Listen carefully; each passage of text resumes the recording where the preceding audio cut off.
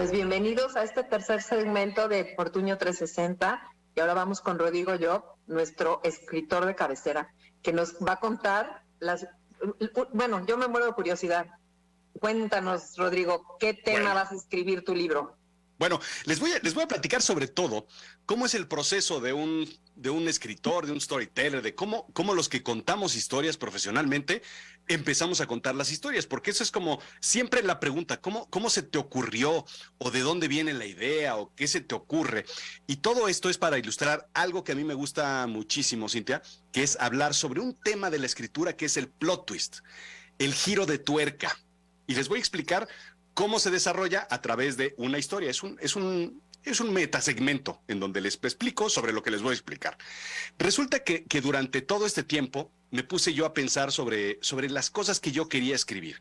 Y lo siguiente que quiero escribir, bueno, pues tiene que ser algo grande, algo distinto. Y me puse a ver cuáles son los libros más importantes o más famosos o más relevantes que existen típicamente. Y siempre me encontré a un villano, pero un villano villanísimo, a un psicópata. ¿Ok? Estamos hablando de libros o películas como Seven, como Bajos Instintos, como Dexter, como El Silencio de los Inocentes, Misery. Ustedes recuerdan todas estas películas que típicamente vienen de un gran libro. Entonces dije, bueno, pues hay que empezar por esa parte. Necesitamos un villano, un villanísimo, que sea un psicópata, alguien que esté precisamente pero completamente envuelto en la locura.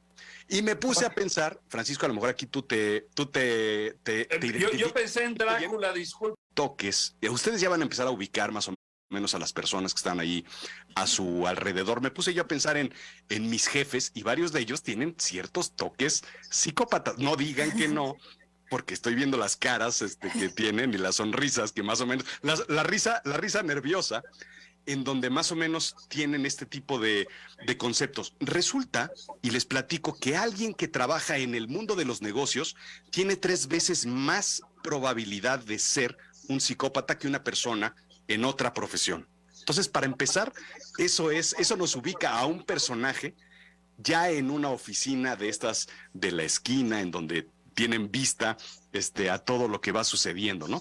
Y siempre me acuerdo yo de un jefe que tuve que de repente, bueno, después de que me contrata, toda su visión cambia, todos los planes, los sueños que tenía, que me platicó, cambian a ser una persona sumamente agresiva, sumamente fuerte. Más o menos las características que típicamente tiene un psicópata. Es una persona simpática, encantadora, egocéntrica, es una persona grandiosa, impresionante, sin remordimientos, y empezamos a ver ahí ciertos perfiles interesantes. Todo esto tiene que ver con entender después la mente. Los escritores lo que hacemos es leer muchísimo y enfocarnos mucho en precisamente, Francisco, tú sabrás, en el periodismo, en saber quiénes son esos psicópatas, cómo se comportan los dictadores, cómo se comportan, pues hablábamos de las personas que están al frente de los países, de las empresas, de sitios de poder. Fidel es un caso que viene a la mente de inmediato, ¿no? Fidel Castro, bueno, y no tiene que ser necesariamente un jefe de Estado, puede ser cualquier persona, ¿no? Uno tiende a asociarlos esencialmente. Bueno, el común denominador para mí, Rodrigo, es el poder, porque puedes tener un poder económico fuerte. Tú hablaste de un gran empresario, pero podría tener otro poder, podría tener un poder eclesiástico, ¿no? Un Ratzinger, por ejemplo.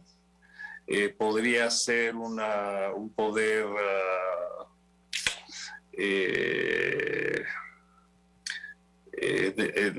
de masas, un ente mesiánico, ¿no? Hay muchas formas de poder, hay muchas formas, y el común denominador, yo quiero pensar que lo has considerado, es que tiene que ser un hombre muy poderoso. El malo tiene que ser muy poderoso, ¿no? Correcto, exactamente. Es y además muy poderoso. tiene otra característica que tú sabrás mejor que nosotros, que es que tienen un estudio de la Universidad de Alabama, explica que este tipo de personas tienen un crecimiento sumamente rápido y tienen una volatilidad impresionante. En los negocios como que es gente con poder muy joven y gente que de repente difícilmente tienen tanto poder ya siendo viejos, sino de jóvenes tienen un crecimiento brutal. Entonces esas características te van dando forma precisamente al personaje que uno quiere escoger para que sea su protagonista. Pero claro, uno que no es psicópata, creo y espero, tiene que buscar más o menos también características positivas, divertidas, simpáticas para ser un antihéroe más que otra cosa, ¿no? Que tenga ciertos tintes un poquito sarcásticos, divertidos. Y entonces nos encontramos con alguien como Kevin Spacey en House of Cards. Un personaje que es psicópata, pero divertido, pero curioso, pero simpático, pero encanta y molesta al mismo tiempo. Entonces, pero algo interesante me encontré. Una persona, un científico de la Universidad de California, James Fallon, el doctor James Fallon, es un psiquiatra que empieza a analizar el cerebro de todas estas personas y entonces empieza a hacer tomografías y resonancias magnéticas de los cerebros de las personas y hace un estudio, él, con respecto a las personas y claro, hace un grupo de control en donde tiene psicópatas, tiene personas normales y los combina para saber si efectivamente su teoría sobre el hipocampo y el hipotálamo y la parte frontal del cerebro y bla, bla, bla, tienen verdaderamente una composición de psicópata. Y él encuentra a una persona que le hace clic, dice, este caso está medio raro porque tiene tintes de psicópata, pero no tiene antecedentes de psicópata. Y al ver el nombre, resulta que era su mismo nombre. Era él. Y eran sus estudios los que él había metido incluso como parte de su grupo de control. La parte increíble y el plot twist y el giro de tuerca de esta historia es justo que él tiene la mente y el cerebro genético de un psicópata sin ser un psicópata. Entonces se empieza a estudiar precisamente qué es lo que pasa, qué es lo que sucede, por qué suceden estas cosas y se da cuenta de que, claro, tienes una parte genética, pero tienes una parte en donde el entorno, el libre albedrío y todo lo que sucede a tu alrededor es el componente que te lleva hacia un lado o hacia otro. Esto me hace pensar mucho en donde cuando uno crea historias o cuando uno busca personajes, cuando uno quiere hacer, simplemente hay que leer, simplemente la ciencia está ahí para darte la información, los escritos periodísticos, la información, las biografías, te dan la información para crear personajes, para crear historias y para desarrollar todo lo que nosotros queremos hacer con respecto a una historia. Y esa es la forma en la que se escribe en un libro el plot twist, el giro de tuerca. Cuando vas llevando a la audiencia hacia un sitio y de repente sueltas la información que va de giro, rompe y se va hacia el otro lado y entonces irrumpe en el cerebro, sorprende y entonces nos permite ser algo distinto en la historia. Y eso es lo que nos encanta a los lectores y a la audiencia, que nos engañen, que el lector, que el storyteller, que el creador nos engañe llevándonos hacia un lado y de repente, ¡pum!, hacia el otro. Y esa es la forma en la que se crea una historia y un personaje. Oye, Rodrigo, déjame hacerte una pregunta muy directa y para mí, que soy curioso profesional, he tenido siempre en la mente, no eres al primero que le pregunto, pero tu opinión me interesa muchísimo. Cuando narras, cuando escribes, ¿ya tienes el final definido? Tengo un final, ¿Sí? yo lo llamo al 70%. ¿Una idea de cómo termina la historia? Sí, tienes que tenerla.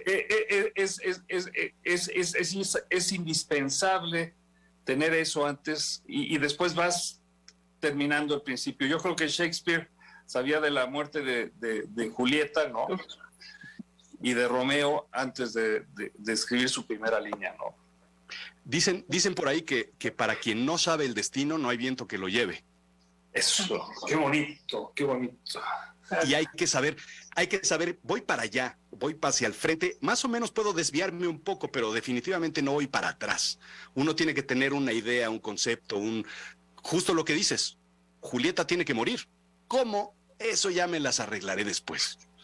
Pero oye, este 6 de enero que estás anunciando tu nueva obra que todavía no tiene título, ¿ya tienes final? Ya tiene final. Lo que estoy escribiendo ahora es una historia más bien, es un libro de cómo escribir libros e historias de negocios. Porque el storytelling en los negocios es súper importante para generar ingresos.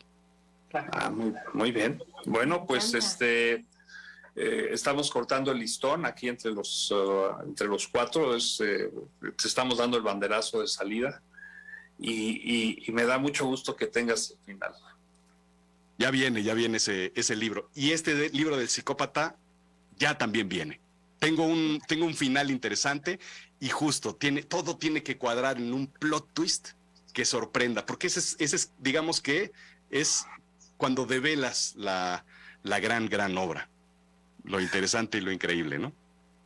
Después le doy una idea de quién es Rodrigo Llop. Búsquelo en Amazon, búsquelo en redes, búsquelo en el gran trabajo que a pesar de su juventud tienes. Es un fuera de serie, Rodrigo Llop. Vamos a hacer una pausa. Regresamos con Lorena Martínez en este 6 de enero. Muy presente tengo yo, diría, en mi tierra, en Ciudad Juárez. Volvemos.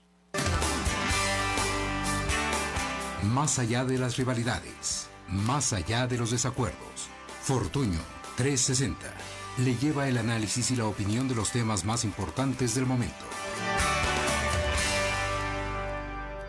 La información en manos del gobierno nos pertenece a todas y todos. Como lo escuchas, tú, yo y cualquier